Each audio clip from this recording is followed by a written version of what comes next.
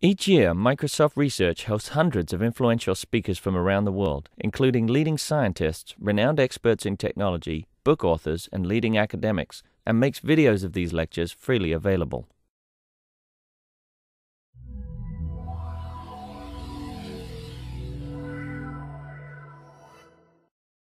Hi, I'm Yasha, and we're welcoming Jonathan LaRue here today to give us a talk. Jonathan has degrees from various universities in Paris in mathematics, differential equations, stochastic processes, and lately he's at the University of Tokyo, where he's studying computational audio scene analysis and speech processing. And it's a pleasure to welcome here today. Thank you. Talking about a topic that many people have dashed themselves upon trying to solve, and hopefully we'll see some good work. Thanks. So thanks for having me here. It's a pleasure to be here. And I'll be talking today about, well,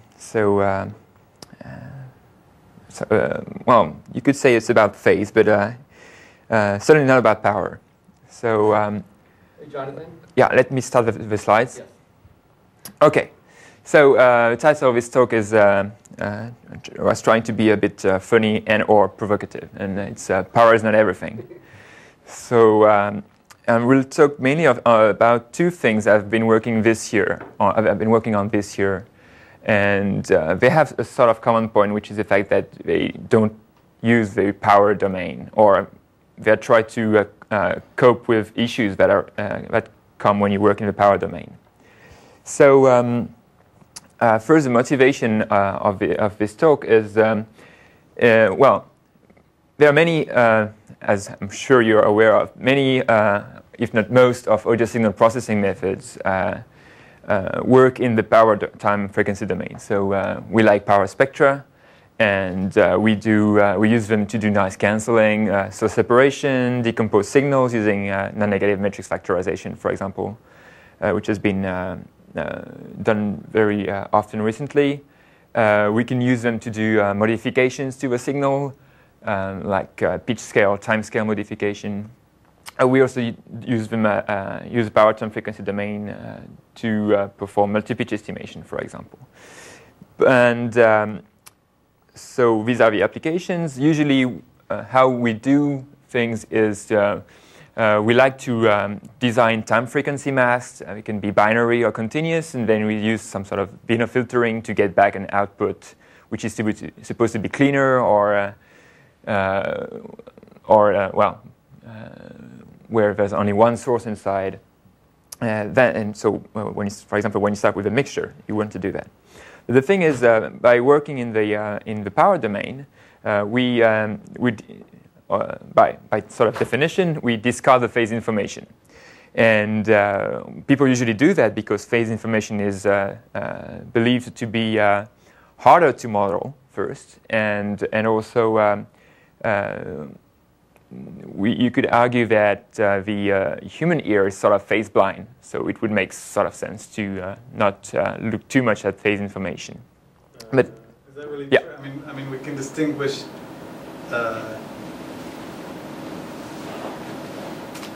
I'm sure there must be a sense in which that's not true. I mean, if you scramble the phase of a recording, it sounds different. Yeah, I will show that. So it's actually not exactly true, but people say that ear is phase blind, some extent phase blind, by trying to. There have been some psychoacoustical experiments done, trying to see if we can make a difference between two vowels which are pronounced several times and which have a different phase, and can you make a difference between them or not? I think this kind of I'm not really too knowledgeable about that, but I think people have been looking into that. But I think for signal processing, obviously we're not phase blind to the extent that we could scramble the phase in short-time Fourier transforms, and that's exactly what I'm going to talk about today. So, so again, second part of the motivation is that this actually raises issues, and there are mainly three of them. First, there is resynthesis. So if you want to resynthesize, come back to the time domain, then you need phase, because and phase information is missing. If you have a mixture, then you could use the phase of a mixture, but well, it's only approximately true, and it could raise artifacts. And so the idea is that if you have a bad estimation of the phase information and you try to couple it with your magnitude or power estimate, then it will most probably lead to artifacts, which you can perceive. The second issue, and which we usually don't look too much at, is that additivity of powers is only approximately true. So many people who work in the power domain usually assume that the power of a sum is roughly equal to the sum of powers, which is not true because the cross terms are, even if they are zero in expectation, they can be non-zero almost everywhere. And I think so some people say that because they are zero in expectation, so that you can assume they're zero. I think a better way to justify this approximation is to say that signals are sparse. So if there's small chance that they would overlap in the time frequency domain, so either of them is going to be zero. So in that case, cross term would indeed be zero. But still, if this approximation of additivity of powers is only as true as the sparseness assumption is true. There's also another factor here where your two sources need to have almost equal power before the cross term is really important. Yes. Because it's related in magnitude to the smallest source contributing to time frequency day. Mm-hmm. That's right. So it's slightly better than sparseness. What's that? Better than sparseness. It's slightly better. Yeah. You're right. So, but still, if you want to do things really cleanly, then you need to think about this. I mean, take this into account as a potential issue. And in some situations, phase may actually be a relevant cue. So, and throwing it out means that you're not using everything you could use. For example, in electronic music, where samples are exactly reproduced as the waveform, and it's really like you play on a keyboard, and the exact same sample with different amplitudes is exactly reproduced. So. It's not only the power, the power spectrum. It's really the phase information is exactly the same. So maybe you could use that as well. And this might be true as well for real instruments, like maybe true for a piano, maybe some percussive instruments as well, where we have a good reproducibility. If you hit the drums pretty much at the same place several times, you can expect that the waveform itself is going to be reproduced quite well. But although this needs more investigation. And this is actually not only true in audio, but in neural data. We had some recordings of inside neuron, intracellular, extracellular recordings, and in that situation also you have good reproducibility, so phase is also relevant.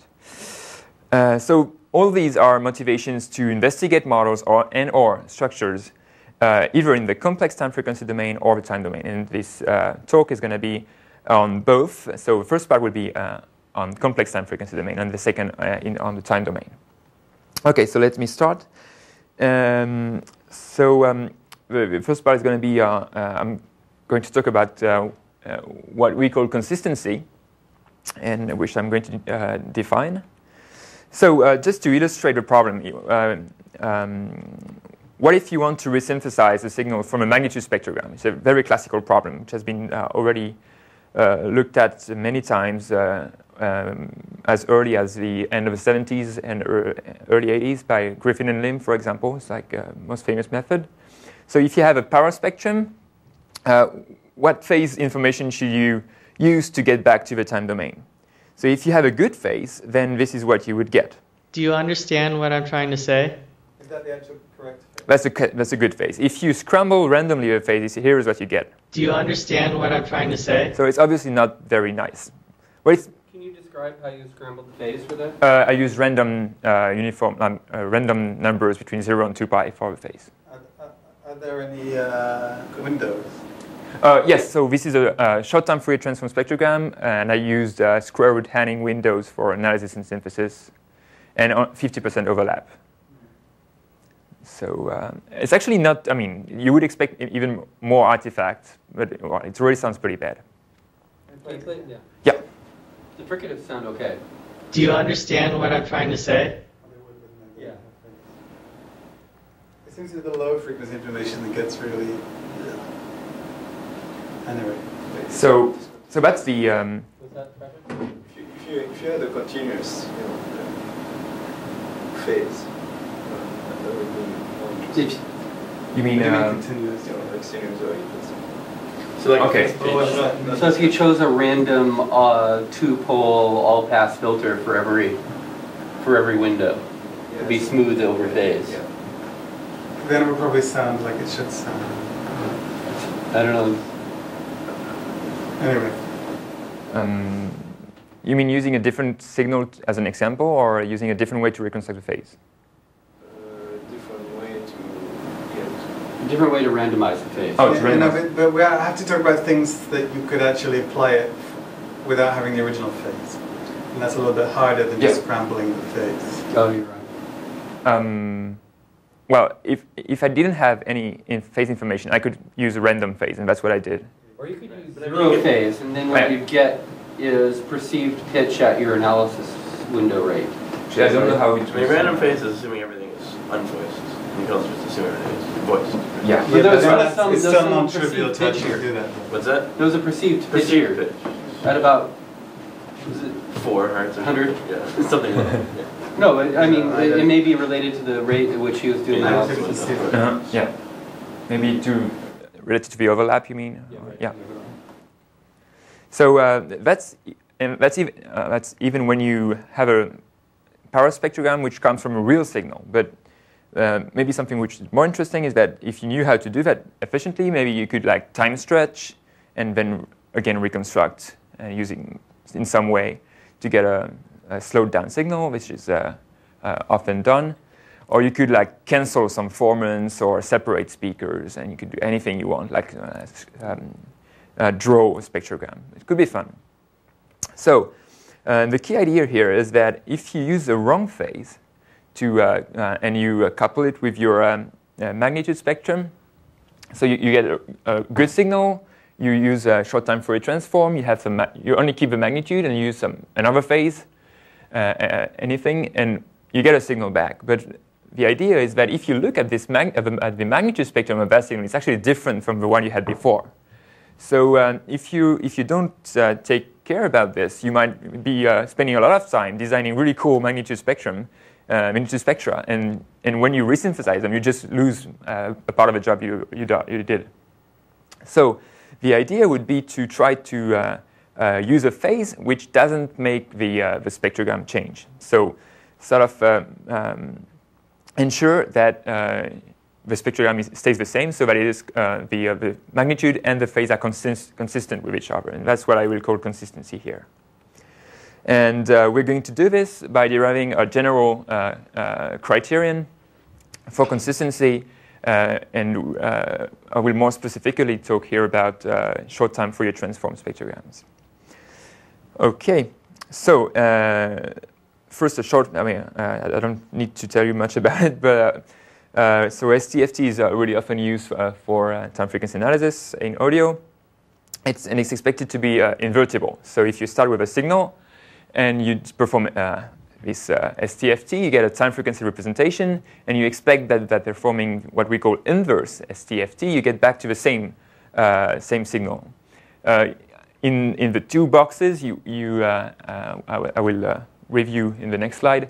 We use windows to do analysis and synthesis, and to actually get exactly the same signal back, where you need to have some constraints on the windows, which are called the perfect reconstruction constraints. And the cool thing with STFT is that it's a linear operator, so additivity is still true in complex time frequency domain.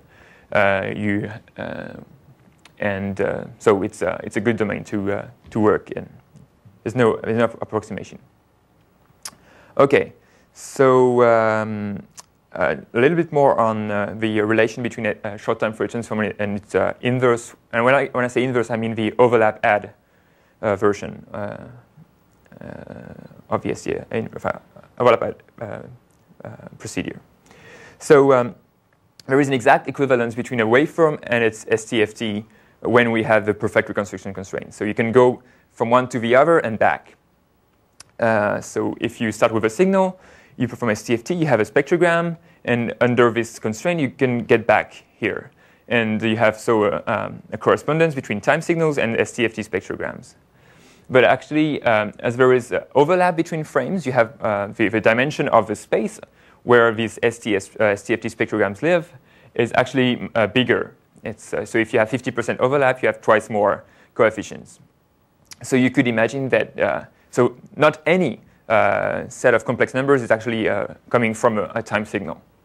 So to ensure that the set of complex numbers you have on the right actually corresponds to a time signal, it must respect some consistency constraints. Okay, and so the problem is that if you start from that set, you perform inverse STFT, you indeed get a time signal back, but if you perform a STFT, you don't get back to the same thing.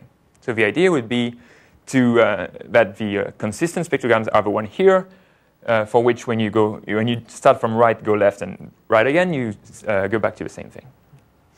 Okay, so and why is that important? First, if you are designing an algorithm which works in the complex time frequency domain, you could do a source separation or many different things. Then it would be cool to be sure that each time you have a spectrogram, the spectrograms you're working on actually correspond to a time signal. So it would you could use it as a constraint to lower the undeterminacy of your problem. So in that situation, you could use the criterion I'm going to present as a sort of cost function in your optimization algorithm, for example. If you're trying to separate sources, you could ask a penalty for each of the two separated spectrograms to be consistent. If you work in the power domain, then you need to find the best corresponding phase, and then in that case, you could use the criterion as an objective function on phase. And so you try to optimize a phase such that to minimize the costs of the sort of consistency cost and get back a good estimation of a phase. Okay, so I think everybody knows this, so I will be really quick. So perfect reconstruction constraint, you build a spectrogram with an analysis window, FFT, use shift, same thing, shift again, same thing. So if you have, several frames, that's the analysis by STFT. Now synthesis, again, inverse FFT, you get short-time signals, you apply a synthesis window, and you add them, and you get your overlapped add time domain signal. And for the signal on top and on the bottom to be the same, you need to have constraints on the analysis and synthesis window, which basically can be summarized in saying that the conjugation of STFT with window W and inverse STFT with window S should be identity. Okay, now if we start from the middle, so we start from the time frequency domain, we can perform overlap add, and we get a time domain signal. And so if this set of complex numbers H was actually coming from a real signal, then because the windows are supposed to respect the perfect reconstruction constraint, by doing inverse STFT, you would get that signal again. And by doing STFT again, well, I guess you got it now, you would get the same H. So the constraints are just writing down that the conjugation of ISTFT with window S and STFT with window W is identity. Identity on H. Okay. And so the cool thing is that you don't actually need to go back to the time domain to do that. You can write down everything in the time frequency domain because it's just a linear operator from C, the complex matrices with complex coefficients of size Mn to itself. And you could, so if you define the operator F, which is the difference between STFT conjugated with ISTFT minus identity, well, you're just looking for spectrograms or sets of complex numbers which are in the kernel of that operator. And you can actually write it down mathematically. So it looks like this. And to give you an idea of what it's actually performing, if you have 50% overlap, to compute the value of the image of H by F at bin, at time bin, at time index M and frequency bin N, you basically need to perform a sum, a weighted sum on the overlapping frames around that index and on all bins, on all frequency bins. So the sum only spans on overlapping frames. Okay, and it's sort of, it's almost, yeah. So how constraining is that? Does that mean that if I have a magnitude STFT from a signal, and I delete one of the bins, it's perfectly reconstructible from the bins that remain? If you only delete one bin, I would say it is, but I haven't. They don't have. I haven't analyzed it yet. How redundant these things are. I mean, it depends on. Half of them, right? It's half of them, so. Half of them. You could delete up to half. No, it's. Yeah. No, the thing is. Be able to intelligently select some half. Yeah. It's. No, you couldn't delete half because. There's effective to redundancy, right? So I always thought. So if you drop half the frames, you might be able to still get back to the original signal. Maybe if you chopped off the end of the file, that would be. That's what I would imagine. But this is Yeah. not exploiting that. I mean, this is saying, right? This is saying you need all frames. It's that saying touch you need that itself touch too. that touch that. Well, no, it No, could but be sort of simultaneous equations, so just because you lose. I mean, it's just a set of equations with a different consistency rate. You So- can still remove one and it'll work because the simultaneous equations won't match until you give it the right value of the file. Or is there more? It's linear, so is there just one value that's correct once you've deleted a bin? Let me think about it. No. I mean, something of the kind you get for both satisfying in the power to. Or I guess you're just doing the time. He has complex. It's complex. spectrum. Right. It's complex Spectrum. STFT. So, well, you have it double the dimension, so you need to think about the number of unknowns and number of equations you have. So, even with only, if you have only one unknown, basically, definitely you can recover it. But I need to look into up to where you can go. Okay. It probably also depends on what window you're using and overlap. And Maybe not too much on. It depends a lot on the overlap. the window has a 0 at the end. Yeah. then. Okay. You don't want to have. If your window has no zeros, now after I ask the question, you could drop every other frame and get back the original signal. Yes. For sure. Yes. So it depends on how you drop the bins. Okay. But I guess the most you can drop is half. And Okay. so yes, but the idea is actually to be able to do these kind of things. So and so it depends on the overlap, and the more the overlap, the more constrained it is. Okay. So it's almost a convolution. I will maybe not say too much about it. Basically, you have some weights which span over overlapping frames. So if you have 50% overlap, you have 3 frames and bins all over. I centered them around the bin you want to compute. And if you have a spectrogram, the idea is just you have this bin here. You just multiply everybody, and then you sum up. And so in the complex domain, you start by, you have a 0.5 times this complex number.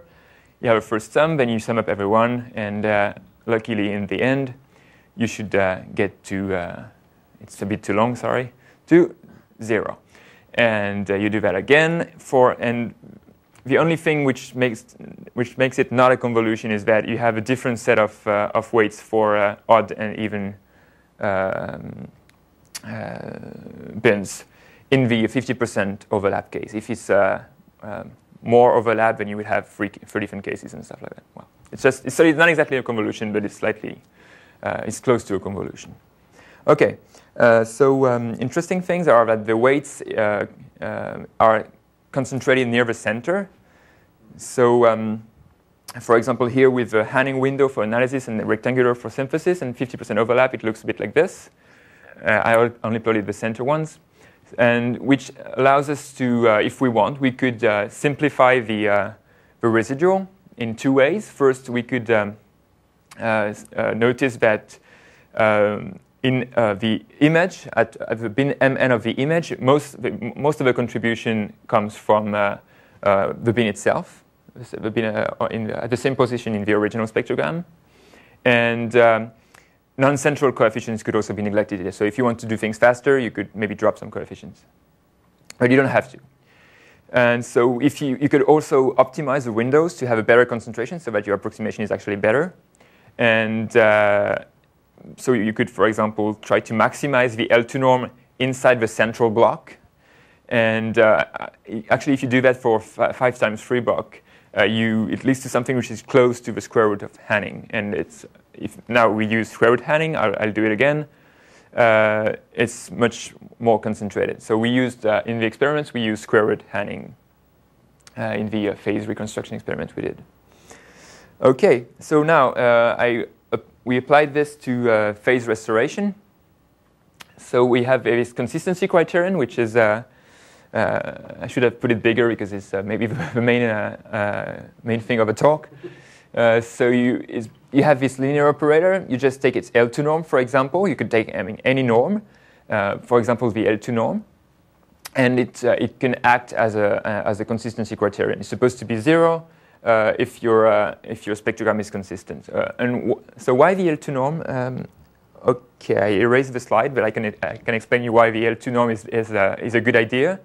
Is because you have this iterative ST-FT algorithm by Griffin and Lim, which reconstructs the phase from the magnitude by going back to the time domain and again to time frequency domain, and keeping the phase, throwing out the new magnitude, and then taking the magnitude you want and couple it with the phase and do the same thing again and again.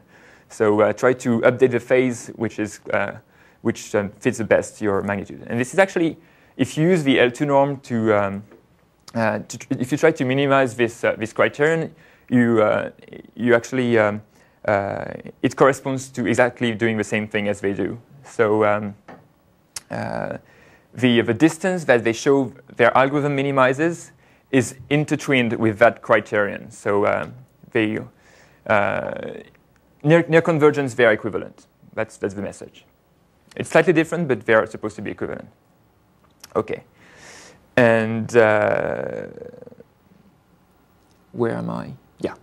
OK, so by equivalent, you mean they have the same set of stationary points? Yes. Yes. They're both guaranteed to converge to a global optimal or a local optimal?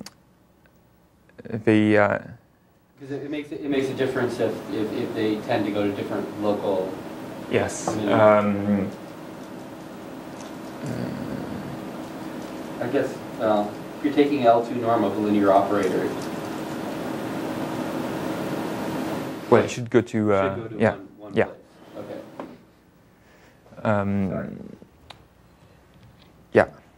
So to apply this to phase restoration, you could minimize this criterion only with respect to phase, but while fixing the magnitude. And the fact that the weights are concentrated allows you to make more local optimization if you want. So the fact that only the central bin contributes to the image sort of justifies that you could only update the phase at bin mn, not to minimize all the L2 norm, but only the bin, the bin which corresponds to it. So actually, this would mean that you do not minimize the L2 norm. You minimize the bins, and so it's sort of weird kind of optimization because it's not related to an objective function. But actually, if you do that, experimentally, it minimizes LP norms because it minimizes all the bins basically. And with the second thing, which was that only the central coefficients have sort of significant weight. To compute that coefficient, you could only replace the sum on all the bins by only the sum on the central block, which is much faster. And so you could be faster than performing FFT to compute things. The advantages of this are that you can use sparseness. So if you only have a few parts of the spectrogram with significant amplitude, then you only need to update the phase for those terms. You're more flexible because if you already know the phase, if you think that some parts of the phase is reliable, you don't need to update it. You just keep it as it is and only update other terms. And it's supposed to be a lower computational cost if you use the local approximation. Comparison with previous work. So the previous method by Griffin and Lim was, so the idea is to find, it's slightly different, is to find the signal x in the time domain whose magnitude, STFT magnitude, is closest to the one you have estimated. And the argument being that its phase then would be the best phase. It's actually equivalent, so that's what I explained earlier. And what they do, they iterate between STFT and versus TFT, only updating the phase. So they have to constantly alternate between time and time frequency domain, which means that it's costly because you have to do many FFTs. And it's also not flexible because you have to update all the bins at the same time. And you cannot choose which bins you're going to update. So, and for a proposed method, as I already mentioned, it's a direct optimization in the time frequency domain, so you can update only parts of the spectrogram. And it's not limited to phase, so you can deal with complex spectrograms, as I mentioned at the beginning of the talk. And it's for the approximated version, you have lower costs. Yeah. So the idea for this approximation is that when you try to minimize the phase, you get a nonlinear problem. So if you're minimizing on bins, on complex bins, it's like linear, and so it's over simple L2 optimization techniques would work. But for the phase, you need to do something else and it's much harder. That's why we came up with this approximation. Okay, so here's an example. I'm running a bit late, right? We have 23 seconds left. Sorry? I think we have at least 23 seconds left. Okay. Okay, so He stretches it to 32 seconds. yeah. So we have the room for another 45 minutes. Oh, that's fine. Okay. There's So usually time for questions at the end, but okay. if your audience is rude, they never let you get in a word during the talk. So so I won't have many questions at the end. So okay, sorry, I just pressed it.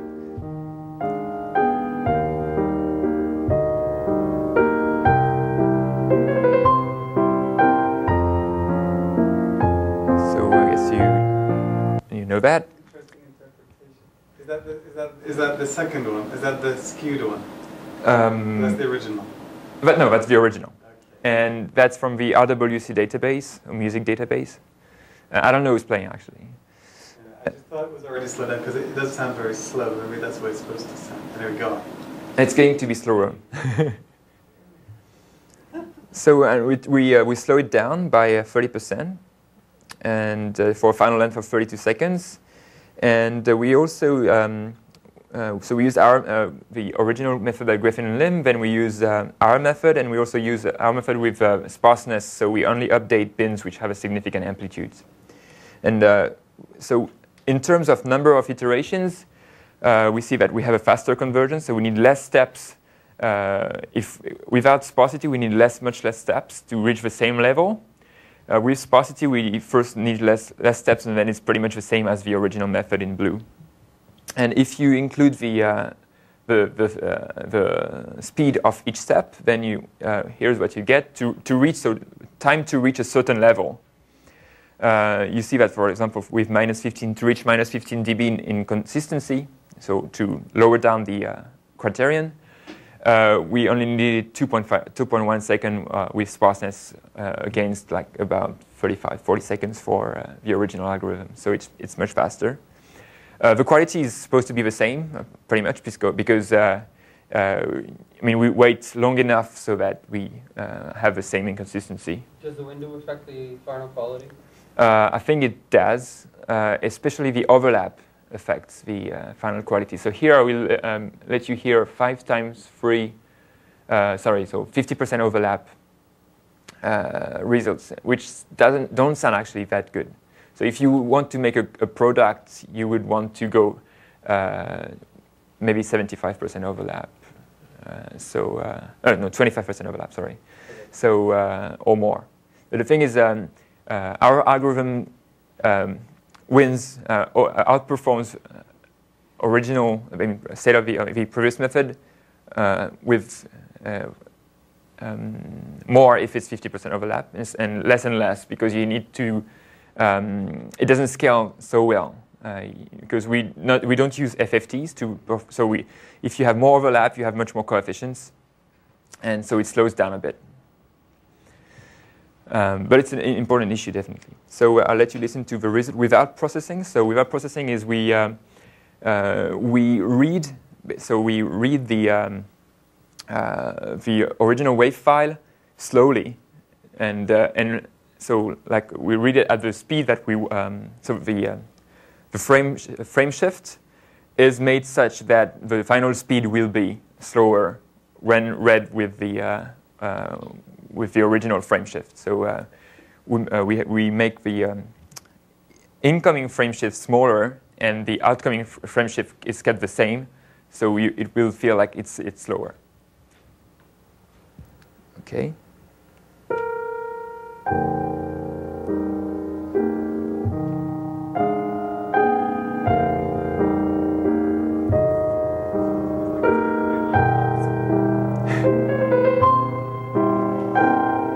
So well, you get it's not great. I'll play you one of the sparseness one. They sound pretty much the same. It's,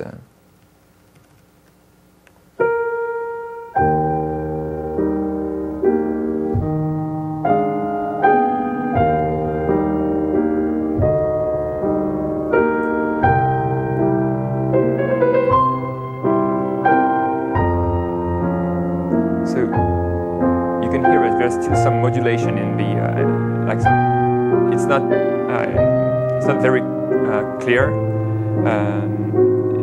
but with headphones definitely you still feel that it's not completely natural, and I think it's mostly due to the fact that it's 50% overlap, and it gets better with more overlap. Okay, so now to a fun Sorry, John. Is there a reason that you would use music rather than speech for this? No, not really. But it would also slow down speech? It will also slow down, yeah, anything. The thing is, I think we noticed at some point, I'm not sure that for speech and music, the window length that you want to use might be different.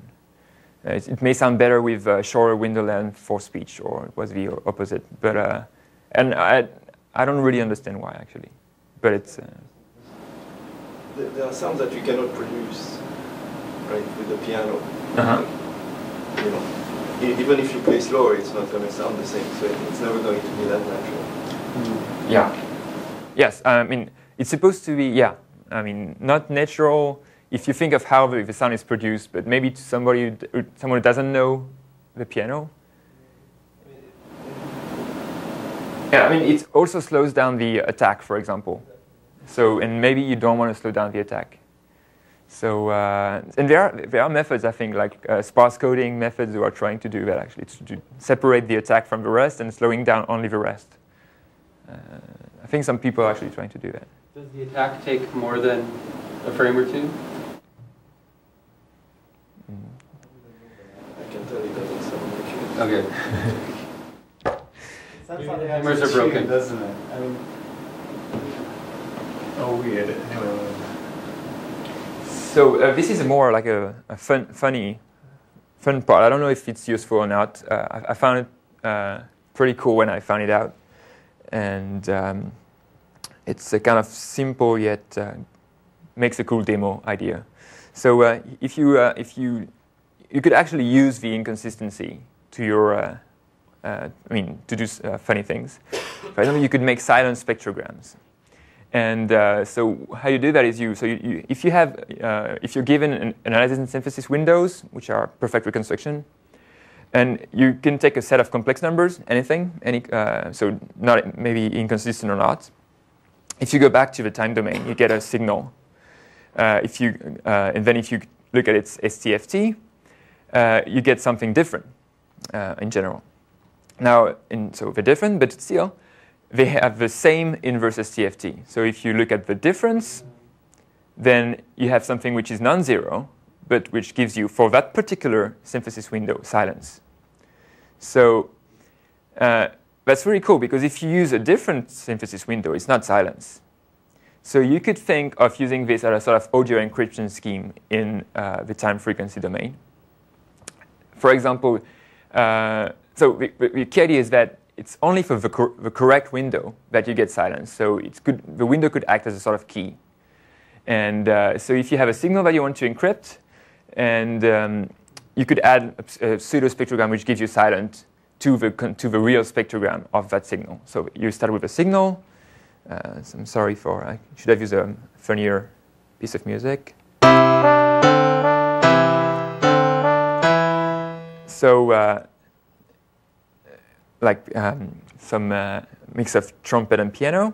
You have a spectrogram, and you create a jammer by, for example, taking random complex numbers and doing the procedure I explained. And so you look at the difference between these complex numbers and the STFT over inverse STFT. You add it with a large coefficient. We also note that you might have some problems with dynamic range when doing this, but well, just for the demo. So you look at the power spectrum. Here's how it looks like. Basically, you don't see much. If you use, for example, so here I use the square root Hanning windows. If you use Hanning to resynthesize, which is an incorrect window, here's what you get. So you get a minus 33 dB SNR. So I'm going to lower the volume a bit. Here's what you get.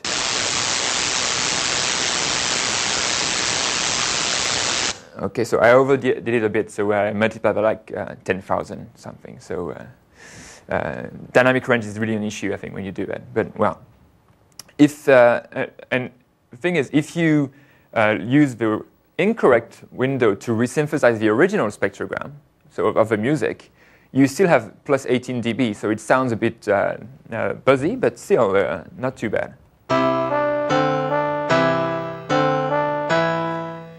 And if you use the correct window, square root Hanning, you just have perfect reconstruction up to quantization level. So, well, I don't know if it has any application, but I thought it was pretty fun to do that.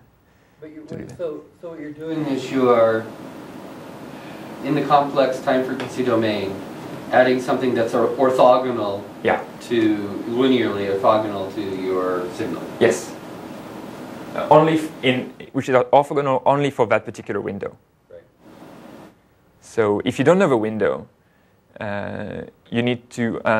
So a way to crack it, I haven't tested, would be maybe to try to minimize the energy with respect to the window. So try to find a window which gives you least energy. It could be maybe a way to crack it. I'm not saying it's like robust or anything, but I just thought it was fun. So okay. So summary of that part. It's a bit slow, so quick. So we have a consistency criterion. We could use it for phase resynthesis. I'm planning to use it for missing data reconstruction. So like if you reconstruct it in the power domain, so you have some parts of a phase which is known, and you want to reconstruct other parts, maybe you could use this. Potential applications are as a cost function for on complex STFT spectrograms. If you do source separation in the complex domain, maybe you could use this as a cost. Okay, now to part 2. Yeah, I try to be faster on this one. Now, last week at NIPS, I presented this on template matching in the time domain. So again, an illustrative problem. If you want to decompose a signal in the time domain, conditions being you have a single channel observation, you don't know how the sounds sound like, you don't know their timings, and you have no training data. The goal is to estimate the sound patterns, their timings, and their amplitudes. So here I have, for example, a 2-second drum loop of electronic drum loop, which is, well, let me play it first. Okay. So I downsampled it quite a lot to make it tractable in terms of computational cost. So it sounds a bit muffled. But this has been built by using 2 templates of bass drum and snare drum, which are taken from real sounds, and then copy-pasting them with different amplitudes at random timings and merging into a single channel. So the goal would be to, from that signal, to re-estimate these templates and to re-estimate their timings and amplitudes. So the motivation in general is that, compared to the power domain, the advantages of time domain is that you don't need to determine analysis parameters, so like frame length or frame shift. You don't need to resynthesize, and additivity is true. And you also exploit waveform regularity when it is true. In extracellular recordings, as I said, we have for spectrograms, we have a good reproducibility of waveforms across exemplars. And for extracellular music and instruments, maybe like piano and drums, you would also be able to use that.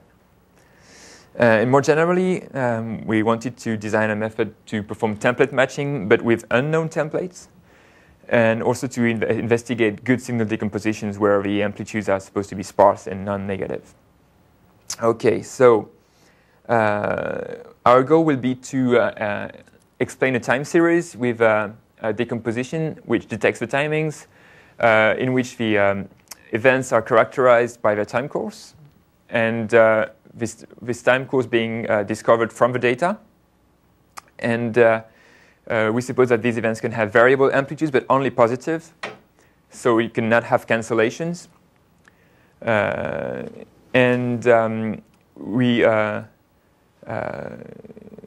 We allow also for overlapping events. I'm not sure what I meant by this sentence. Anyway. Okay, so here's how the model looks like. It's basically a convolutive factorization where you have, so here are the different events. So K stands for the event type. And you have the time course of the event, so a short waveform. And here are the amplitudes, so at different lags. You have amplitudes which are supposed to be non-negative, and on which we put a sparse prior, which is a generalized Gaussian process, in order to pack as much information as possible in the event. So if you didn't, for example, if you didn't assume any sparse prior, you could imagine having, and if, for example, if your events were also non-negative, you could imagine having an event which is just a delta, chronicle delta 1 and 0 everywhere, and all the time course in the amplitude, and it's not really informative. So to get more meaningful results, we just want to pack all the information in the event itself, and have only like spikes, onset timings in the amplitude. So we use a sparse. That's the reason why we use a sparse prior. Okay, so we perform a maximum posterior estimate by it should be a minimum here. We try to minimize the L2 norm between the model and the observed data, plus a sparseness term.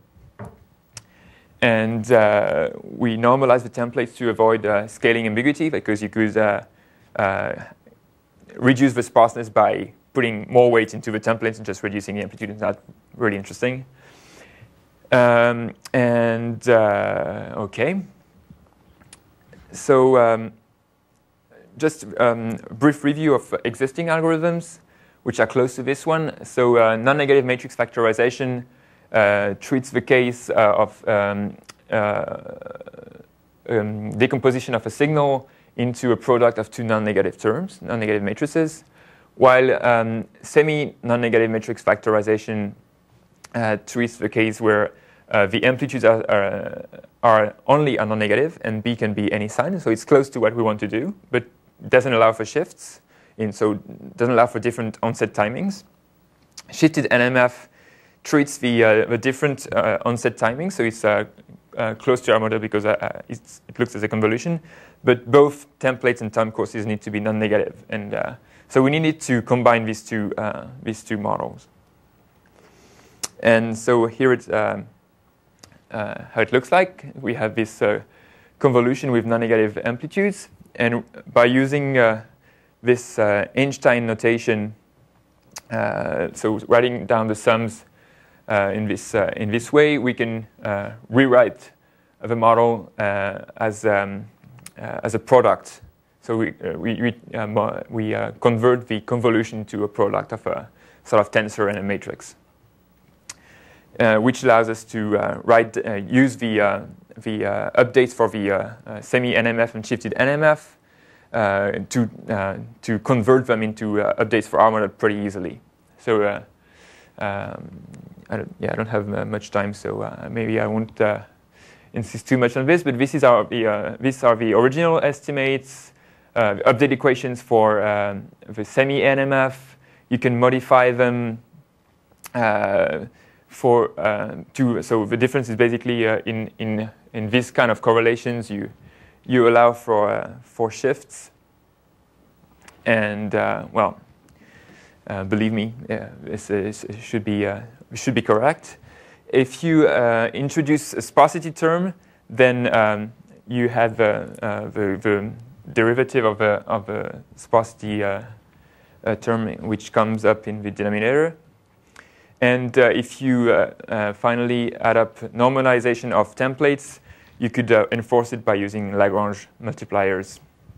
Although we didn't use it in the first implementation, we just renormalize every few steps because it's much simpler. Okay, so some results. First, we wanted to test it on synthetic data, where we know the correct answer, to try to test how the performance is.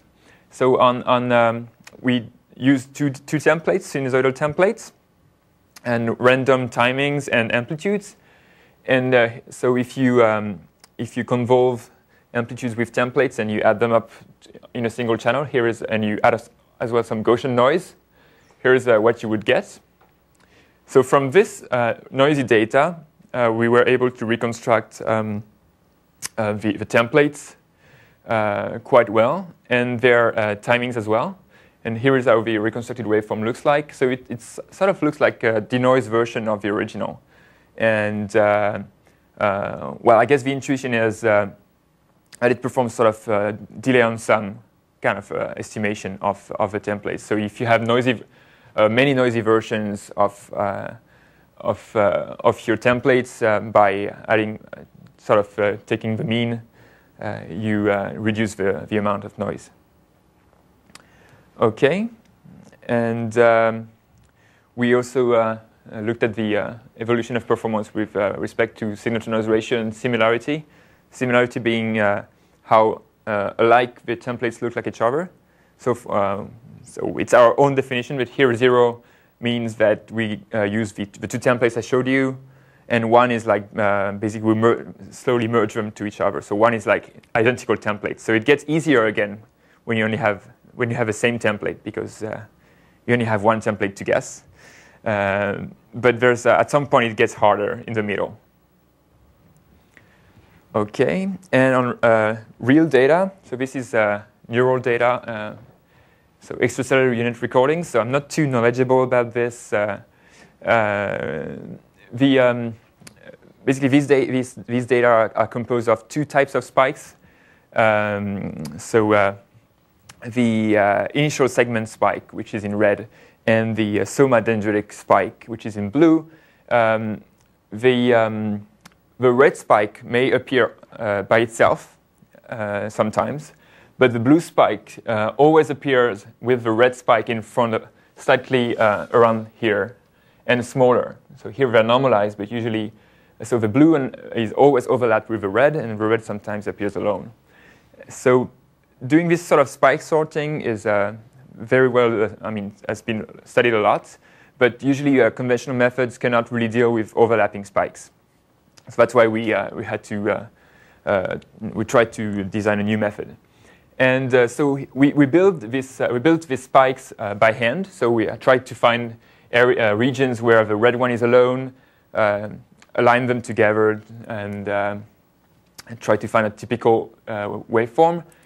And then in SD spike, and so in the blue and red complexes, just cancel out the red and estimate the blue. So very it takes a lot of time, and it's not easy to do. but the automatically retrieved spikes look like this. So they're quite good. They look quite alike. It's still not perfect. See, especially in the blue, there's this bump here, which is stronger than in the original. And we think that it comes from the fact that the red spike usually always comes around here. So it's been learned a lot as a part of the blue. Okay. And on the drum loop data that I showed you earlier, from this data, we added some noise. So from this noisy data here, I applied the algorithm to this data and was able to get these templates back and their timings. And so here it's been normalized, so the timing are slightly smaller, but you see that the evolution is very similar. And here is how they look like, the reconstructed waveform, so on top right. Oh, sorry, I'm not sure it's... I'll play it again.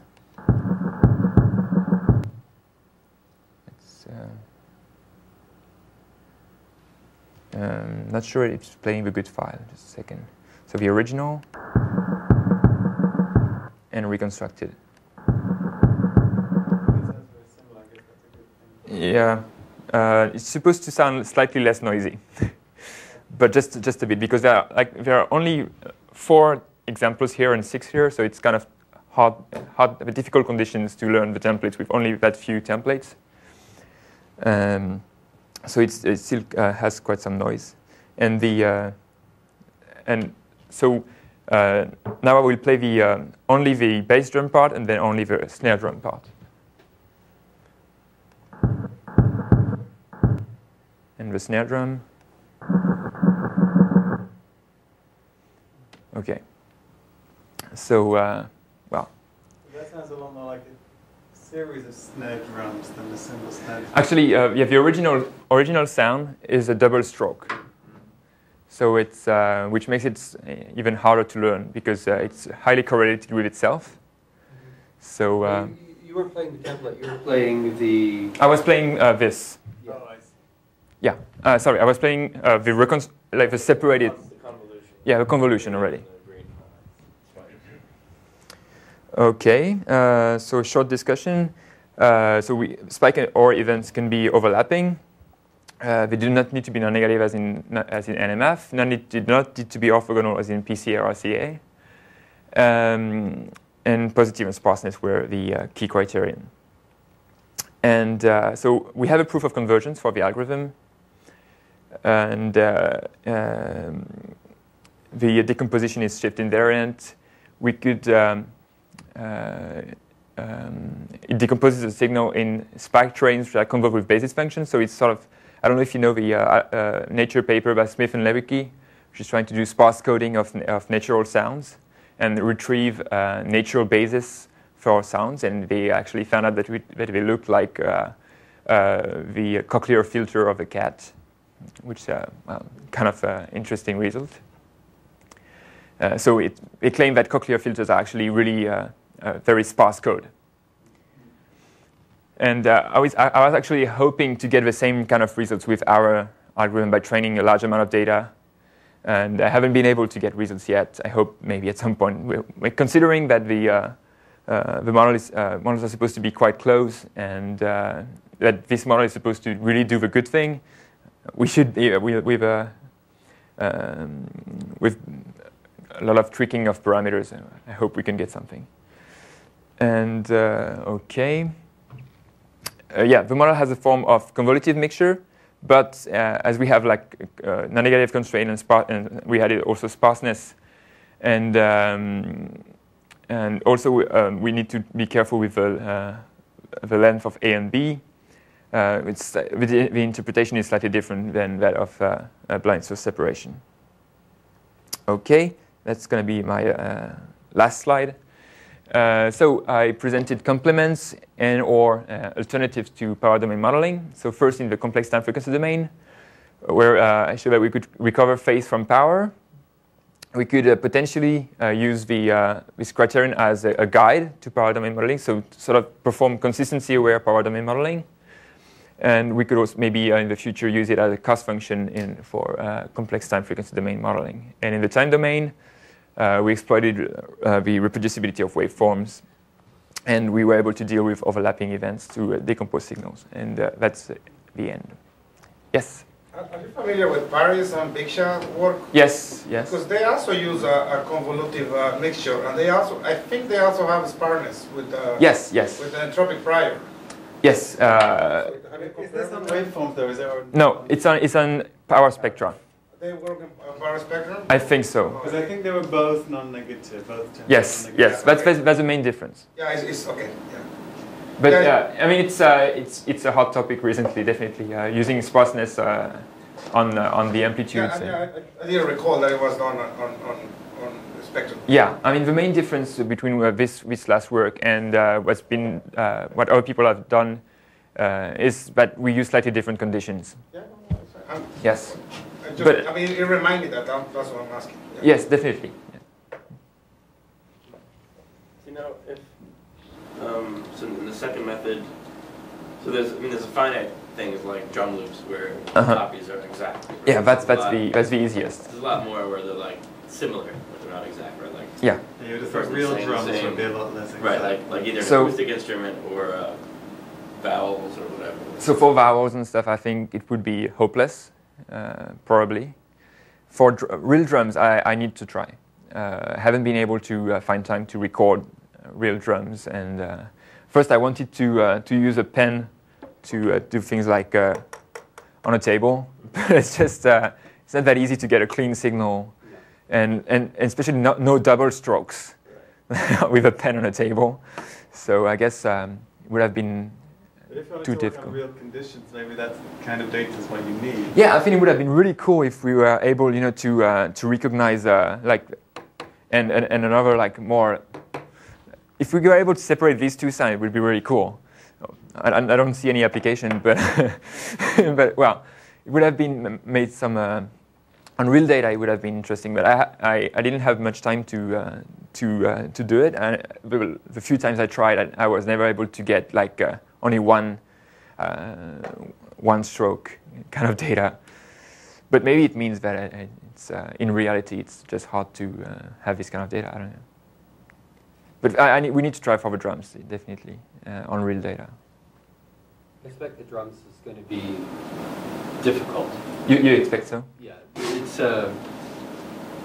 it's going to be it's a pretty random signal. It's not reproducible in the time domain. You think so? Yeah. Have you looked into it? Yes. Okay.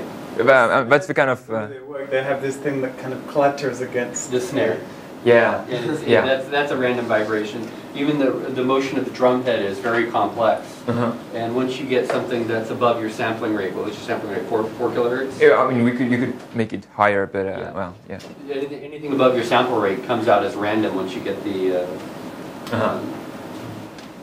fold it down a few times in Nyquist, and I would guess that the template matching in the time domain is destined to fail I mean, for drums. for audio. Yeah. For Okay. drums.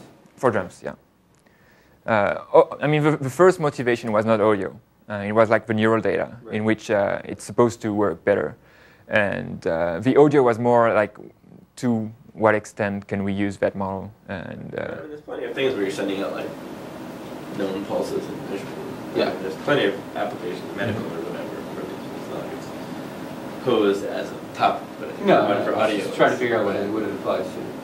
It's very different. Even for the neural data, it seems like your sparse prior is biasing it to put the red and blue spike together into one prototype rather than generate a new spike for it. yeah, it seems so in the It's a different interpretation of the same data.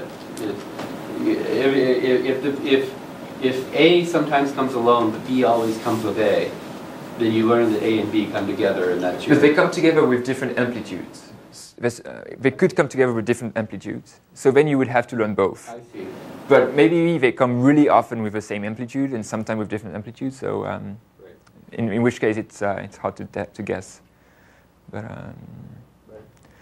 well, I think it's a difficult task, very underdetermined, and so we try to come up with constraints to make it slightly more determined. Also, we need to figure out, is it really important to ensure that amplitudes are non-negative? Because the sparseness should enforce, if the signal is really made of non-negative amplitudes times events, times these templates, then you should be the sparsest by learning the good templates, and you would only get non-negative amplitudes because that's only what you get in your data. Right. So you shouldn't have to enforce it in the constraints. Right. But well, as in underdetermined problems, it's just better if you can enforce it. Right.